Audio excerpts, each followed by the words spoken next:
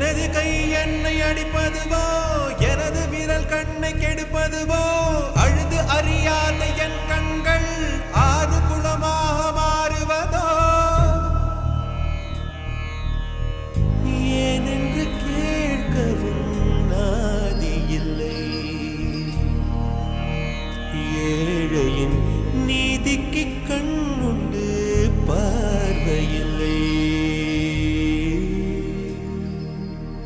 பசுவினை பாம்பென்று சாட்சி சொல்ல முடியும் காம்பினில் விஷம் என்ன கரக்கவ முடியும்